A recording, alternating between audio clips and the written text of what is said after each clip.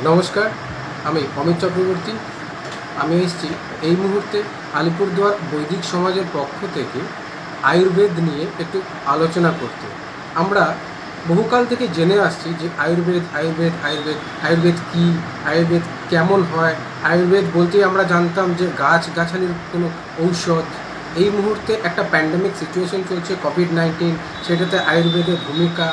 আমরা এই সমস্ত কোশ্চেন যেরকম আমাদের ভেতরে তৈরি হতো, সেই সমস্ত কোশ্চেনগুলোকে নিয়ে আমরা মনে মনে এগুলো নিয়ে আলোচনা করার থেকে আমাদের কাছে এই মুহূর্তে আছে আমাদের আলিপুরদুয়ারের আয়ুর্বেদ বিশেষজ্ঞ ডাক্তার, যিনি কলকাতা বিশ্ববিদ্যালয় থেকে উনি আয়ুর্বেদের ওপরে ডিগ্রি অর্জন করেছেন এবং এই মুহূর্তে হাসপাতালেও দায়িত্বে আছেন।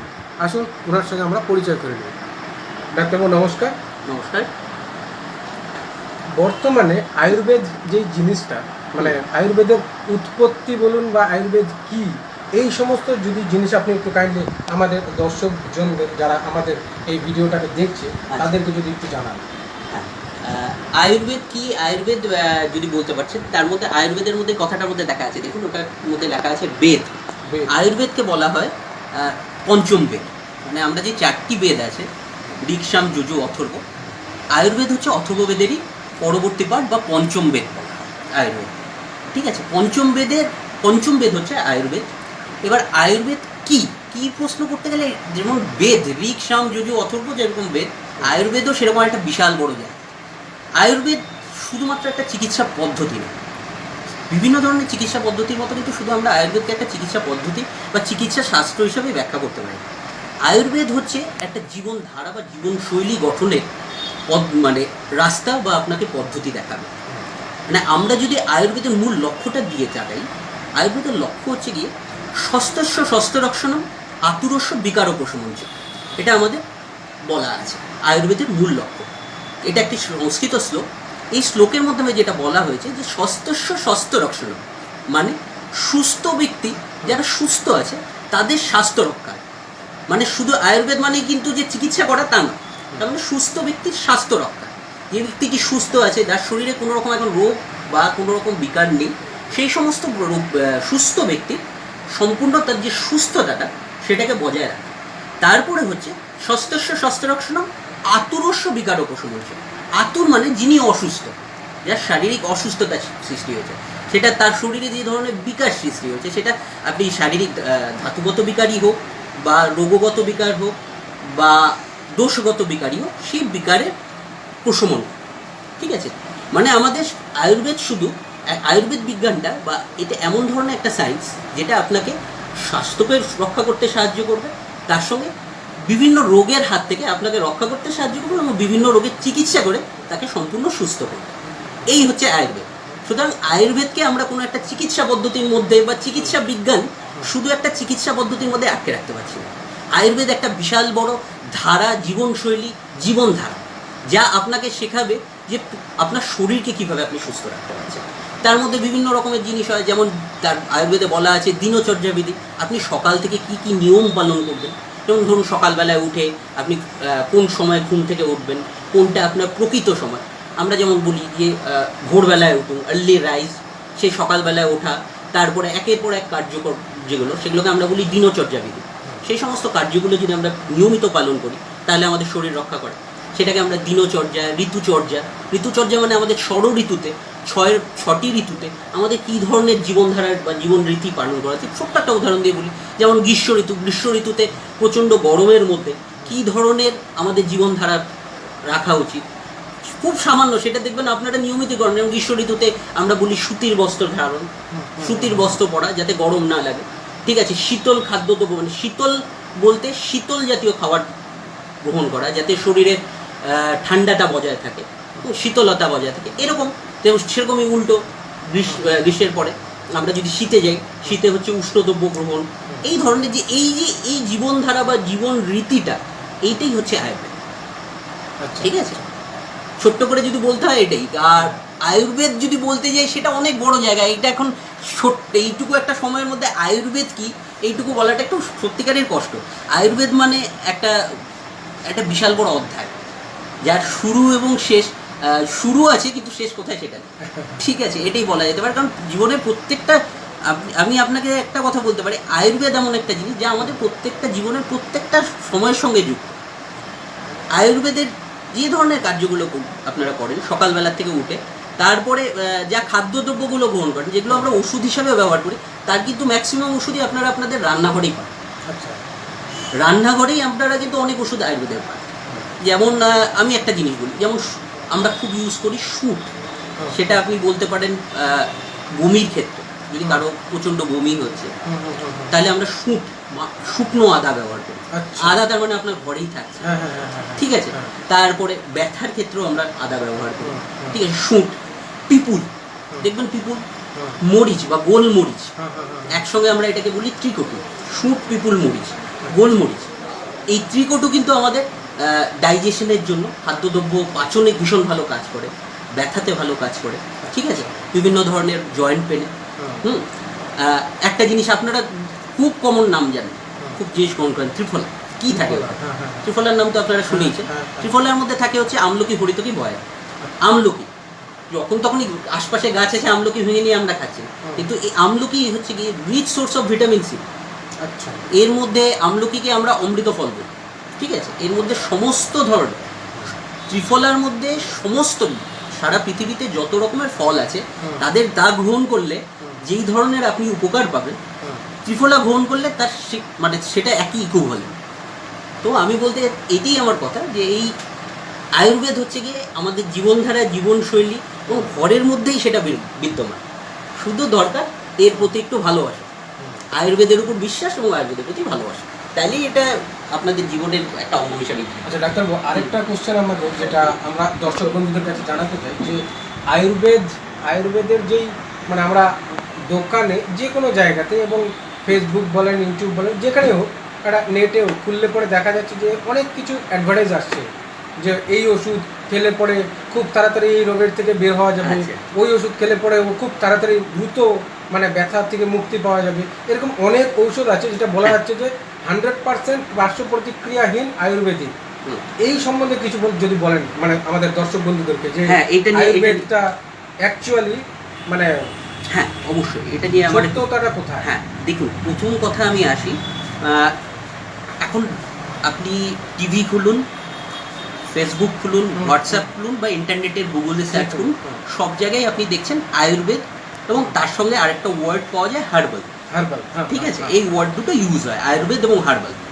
এবার প্রথম আপনি যে একটা কথা বললেন ওখানে, পার্শ্ব প্রতিক্রিয়াহীন, এই কথাটা আমি একেবারেই মানি না।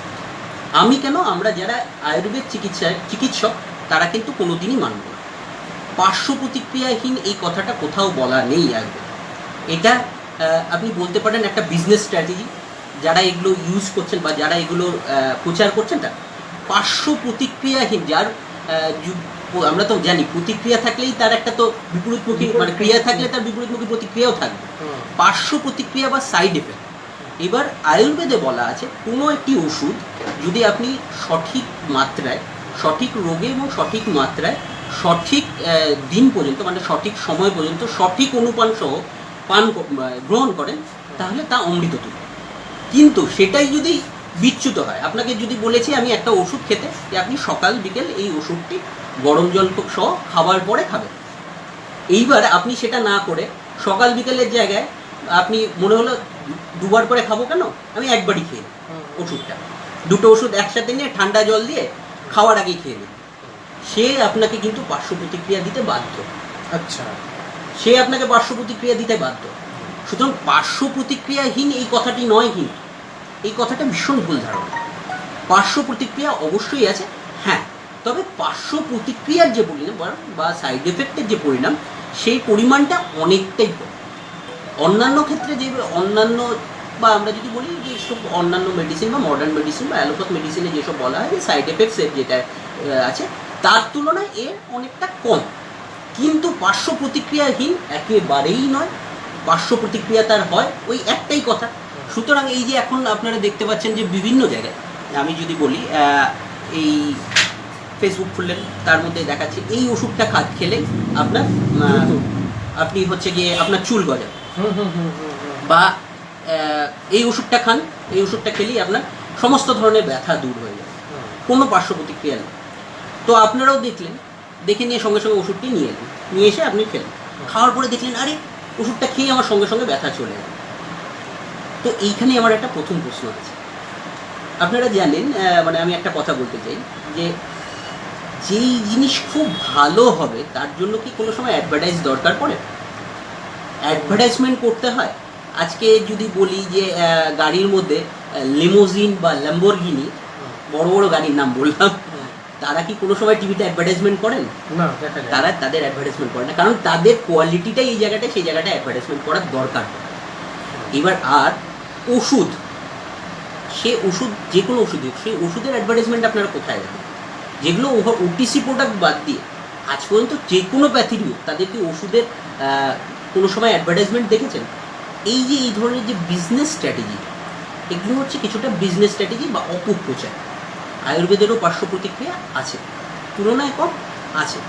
এইবার কি হচ্ছে, আপনারা দেখলেন যে একটা ওষুধ দিয়েছে, অ্যাডভার্টাইজমেন্ট দিয়েছে যে ব্যথার জন্য। অ্যাডভার্টাইজমেন্টের কথাও ছাড়লাম, এখন আমাদের এই চত্বরেই আমি বলে দিচ্ছি, এরকম অনেক সময় হয়েছে, কেউ বলল ওই একটা ওষুধ, এই দোকানে গেছি, ওষুধের দোকানেও না, হয়তো মুদি দোকানে গেছে, গিয়ে ওখানে পেয়েছে কোনো একটা ওষুধ, বিভিন্ন ধরনের ব্যথার ওষুধ। কারণ এইখানে আমাদের উত্তরবঙ্গে বাতের প্রাদুর্ভাব, বাতগত রোগের প্রাদুর্ভাবটা খুব বেশি। সেটা আমাদের ওয়েদারের জন্যই হোক, সেজন্য এখানে আমাদের বাতজ ব্যাধির প্রাদুর্ভাবটা বেশি।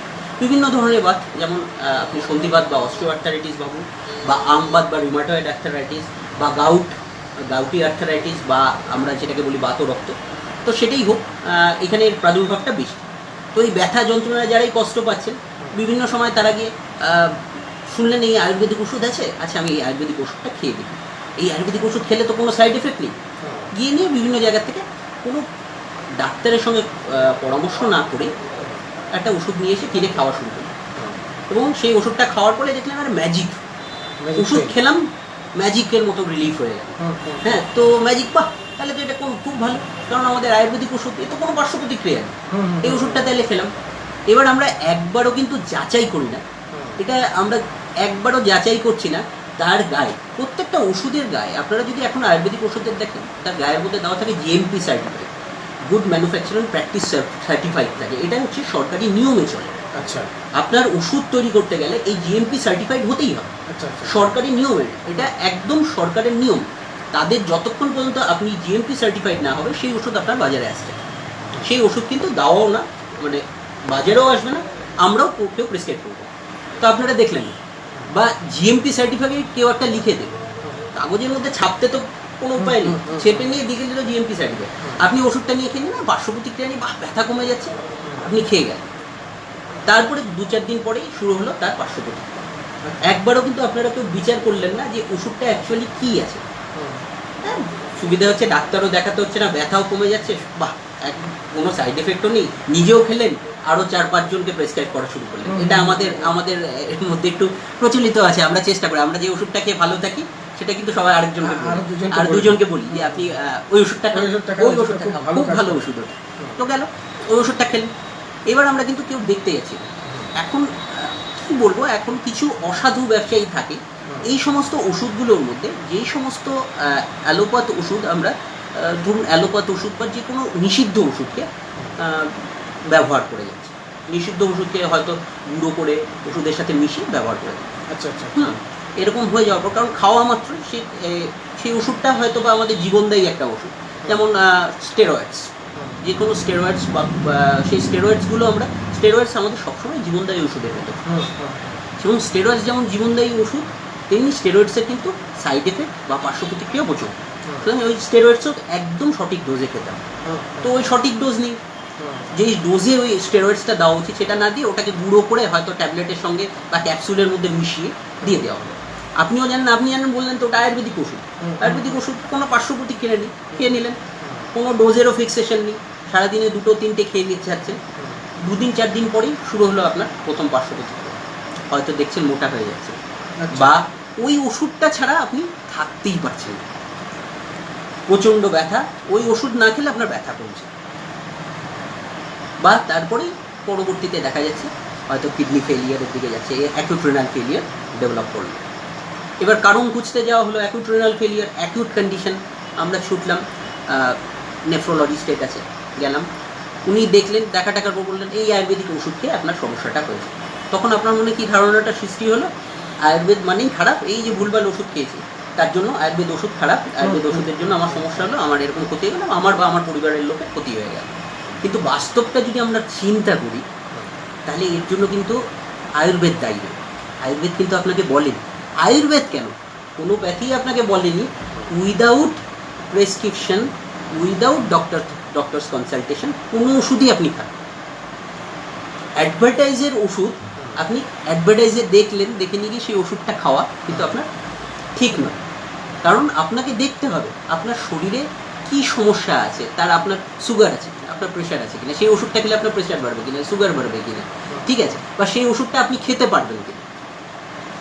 হয়তো সেই ওষুধটা আপনার খাওয়ার জন্য ছোটো বাচ্চাকে কি আপনি খাইয়ে দিলেন, হয়তো সেটা ছোটো বাচ্চাকে দেওয়ারই কথা না, আপনি দিয়ে দিলেন। তো এটা, এবং সেই ছোটো বাচ্চার ক্ষেত্রে হয়তো ডোজটা একটু কম হতো, আপনি বেশি ডোজে দিয়ে দিলেন, বা আপনার ক্ষেত্রে ডোজটা হয়তো একটু বেশি হতো, আপনি কম ডোজে খেলেন। এইগুলো জিনিসগুলো প্রত্যেকটার উপর নির্ভর করে। তো এবার কিন্তু আপনারা দোষটা কি দিয়ে দিলেন আয়ুর্বেদের উপর। সেটা আমার কথা হচ্ছে প্রত্যেকটা জিনিসই কিন্তু এটা আয়ুর্বেদের দোষ না, এটা কিন্তু দোষ আপনার।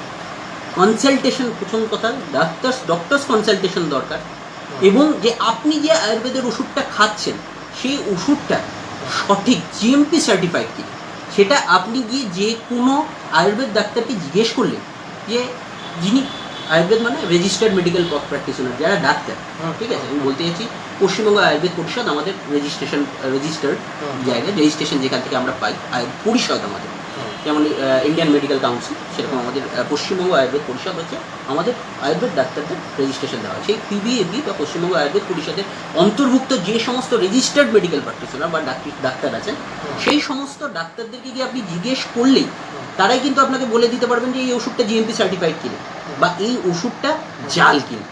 আচ্ছা, ঠিক আছে। সুতরাং আমার প্রথম কথা হচ্ছে এই ধরনের ওষুধ কোনো সময় ডাক্তারকে জিজ্ঞেস না করে কোনো সময়ই কোনো আয়ুর্বেদ কেন, আয়ুর্বেদ, অ্যালোপ্যাথ, হোমিওপ্যাথ, তিন প্যাথেরই কোনো ওষুধ আপনি খাবেন।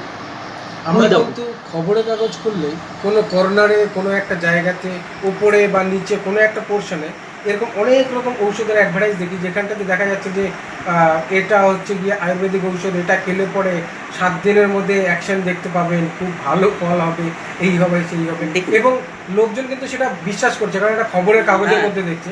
এবার এই জিনিসটাকে রোখার কি কোনো ব্যবস্থা করা যেতে পারে আমাদের দ্বারা? একটা জিনিস করে বলছি আমি, অ্যাডভার্টাইজমেন্ট তো আপনি আটকাতে পারবেন কি? অ্যাডভার্টাইজমেন্ট আপনি আটকাতে পারবেন না না না, ঠিক আছে।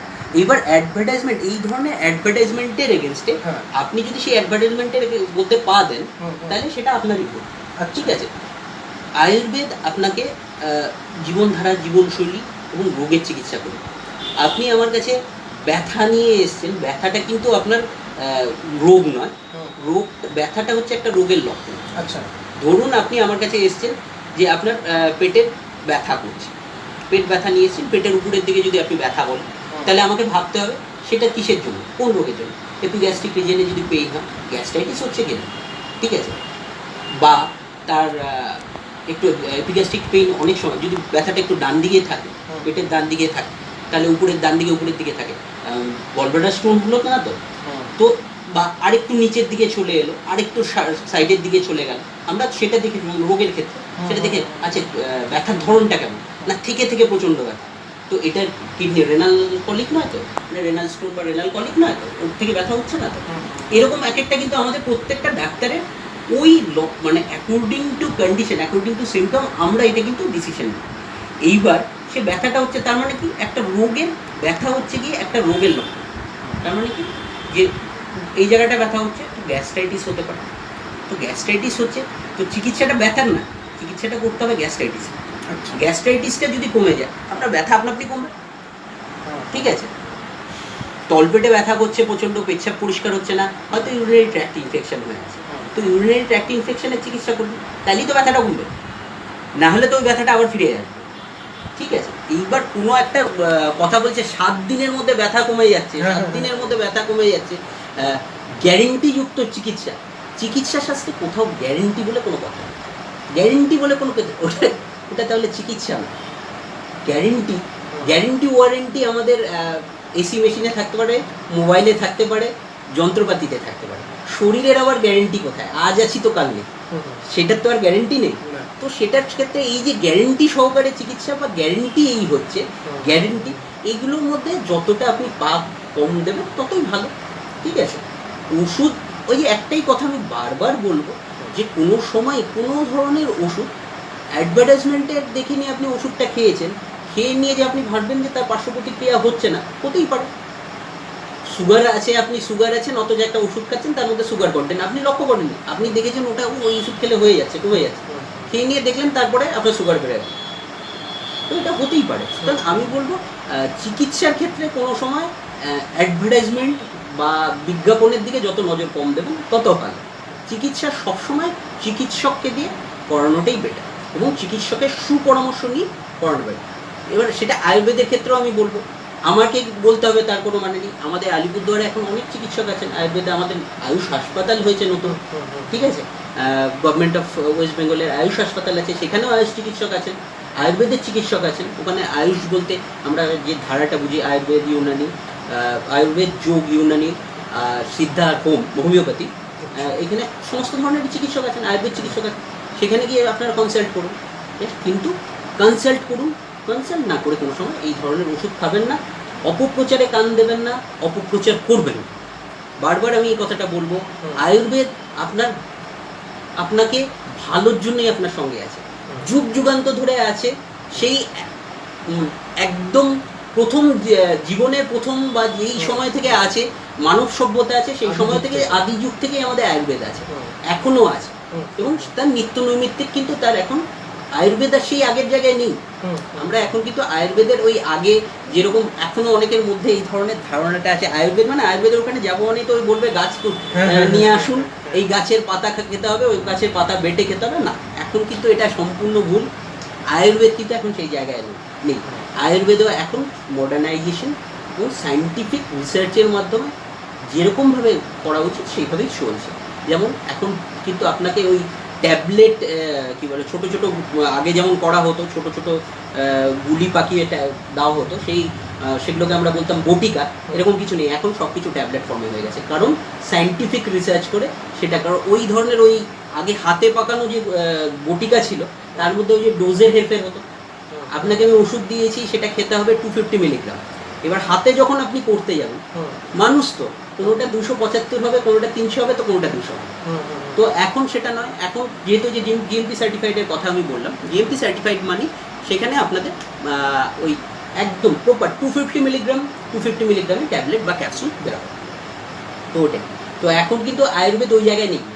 আয়ুর্বেদ এখন কমপ্লিটলি মডার্নাইজেশন হয়ে গেছে, ট্যাবলেট, ক্যাপসুল, সিরাপ, যেরকমভাবে আপনারা চান সেরকমভাবেই আয়ুর্বেদ কিন্তু। আচ্ছা, আমাদের দর্শক বন্ধুদের কাছে এতক্ষণ পর্যন্ত আমরা শুনলাম আয়ুর্বেদের প্রচার, অপপ্রচার এবং বিভিন্ন রকমের যেই সমস্ত জায়গাতে আমরা অ্যাডভার্টাইজমেন্ট দেখি, আমাদের ইউটিউব বলেন, ফেসবুক বলেন, হোয়াটসঅ্যাপ বলেন, সোশ্যাল মিডিয়া বলেন, বা আমাদের খবরের কাগজ, কোনো কর্নারে কোনো জায়গাতে আপনারা দেখতেই পান যে এই একটা ঔষধ আছে যেটা সমস্ত পার্শ্ব প্রতিক্রিয়াহীন, এই খেলে পরে 7 দিন 10 দিনের মধ্যে খুব কুইক অ্যান্ড দেন রেজাল্ট পাবেন।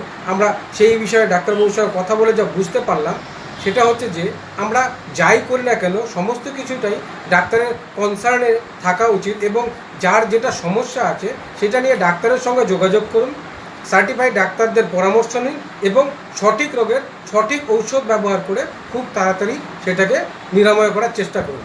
আমরা আরেকটা বিষয় এই মুহূর্তে ডাক্তারবাবুর থেকে জানতে চাই যে এই মুহূর্তে আমরা যেই অবস্থার মধ্যে আছি, একটা প্যান্ডেমিক সিচুয়েশন, কোভিড-19, যেটা নিয়ে আমাদের ভয় বিগত বহু মাস থেকেই চলে আসছে। এবার সেটার এখনও পর্যন্ত না ভ্যাকসিন তৈরি হয়েছে, না কোনো রকম ঔষধ, না এলোপ্যাথি, না হোমিওপ্যাথি, না আয়ুর্বেদিক। আমরা এই বিষয় নিয়ে একটু ডাক্তারবাবুর কাছে আজকে আমরা জানতে চাই। তো ডাক্তারবাবু, এই আয়ুর্বেদে আমাদের কোভিড-19-এর ওপরে কোনো কিছু আছে কি? কোভিড-19-এর ব্যাপারটা দেখুন, আমি একটা কথা বলি, কথাটার মধ্যেই আছে কোভিড-19 মানে the virus is identified on 2019। Corona virus আগেও ছিল, কিন্তু এই যে নতুন যে করোনা ভাইরাসটা, ইটস এ নোবেল ওয়ার্ডটা ইউজ করা হয়েছে, কিন্তু novel corona virus. Novel corona virus মানে that means it's a new. Novel মানে এটা নতুন ধরনের করোনা ভাইরাস, তার বিভিন্ন ধরনের পরিবর্তন তার মধ্যে হচ্ছে। তো এই নোবেল করোনা ভাইরাসের চিকিৎসার কথা এখন এই মুহূর্তে কোনো জায়গায় সেরকমভাবে বলা নেই। হুম। আয়ুর্বেদেও সেটা বলা থাকবে না, কারণ সেই যুগে তো আর নোবেল করোনা ভাইরাস না। ছিল না। না। কিন্তু যেটা করা যেতে পারে যে ভাইরাসের লক্ষণটা তো আমরা বুঝতে পারছি, হুম। সেই লক্ষণ অনুযায়ী একটা হতে পারে।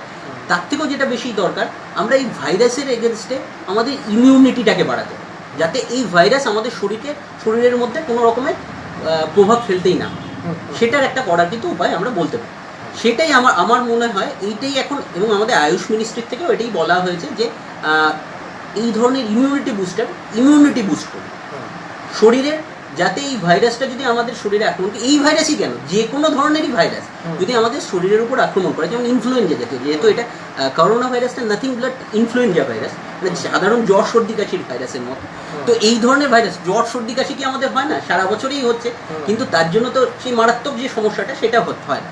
তো সেই যে আপনি পাশাপাশি একটা বাস ট্রেনে যাচ্ছেন, তার মধ্যে একজন ইনফ্লুয়েঞ্জার রুগী থাকতেই পারে, কিন্তু তার জন্য কি আপনার সঙ্গে সঙ্গে ইনফ্লুয়েঞ্জা হয়ে যাচ্ছে? তা হচ্ছে না। কারণ সেটা কী কারণে হচ্ছে না? কারণ আমার ইমিউনিটি বা ব্যাধি ক্ষমতা বা রোগ প্রতিরোধ ক্ষমতাটা আমার শক্তিশালী। যে এই রোগটা যেই আমার শরীরে আসছে, আমার যে শরীরের রোগ প্রতিরোধ ক্ষমতা বা আমার শরীরের যে সিকিউরিটি ফোর্স, বর্ডার সিকিউরিটি ফোর্সই ধরুন, আমাদের যেমন দেশের চারপাশে যে বড় সিকিউরিটি ফোর্স আছে, যারা আমাদের বাইরের আক্রমণ, বাইরের দেশের যদি বাইরের কোনো আক্রমণ থাকে, সেই বাইরের দেশের আক্রমণ থেকে যেমন রক্ষা করা, এই আমাদের শরীরের ভেতরেও একটা বর্ডার সিকিউরিটি ফোর্স আছে। সেই সেটাকেই আমরা বলি ইমিউন পাওয়ার। সেই ইমিউনিটিটাকে এতটাই শক্তিশালী করে দেওয়া যে এই বাইরের যে দেশের আক্রমণ বা বাইরের যে রোগের আক্রমণটার থেকে নিজের শরীরকে বাঁচে। তো এইটার ক্ষেত্রে আমরা কি করতে পারি, সেটা হচ্ছে গিয়ে যেগুলো নিয়ম আছে, যেমন সোশ্যাল ডিস্টেন্সিং মেনটেন বা hand washing, sanitisation, mask use, এগুলো সম্পূর্ণ উচিত। সেগুলো কিন্তু একদমই বাধ্যতামূলক মানা উচিত। আমাদের এটা নিয়ে আমি একটু বলতে পারি যে আমাদের কিন্তু চিকিৎসা চড়ক সূত্রস্থানে বা চড়ক সূত্রস্থান বলবো না, ভুল বললাম, চড়ক বিমানস্থানে এরকম একটা অধ্যায়ের কথা বলা আছে, জনপদ ধ্বংস। মানে জনপদ ধ্বংস মানে একটা জনপদ বা শহর এইভাবে ধ্বংস হয়ে যাওয়ার পেছনে কারণগুলো কিন্তু অনেকটা এই প্যান্ডেমিক সিচুয়েশনের সঙ্গে মিল খাওয়ার মতো।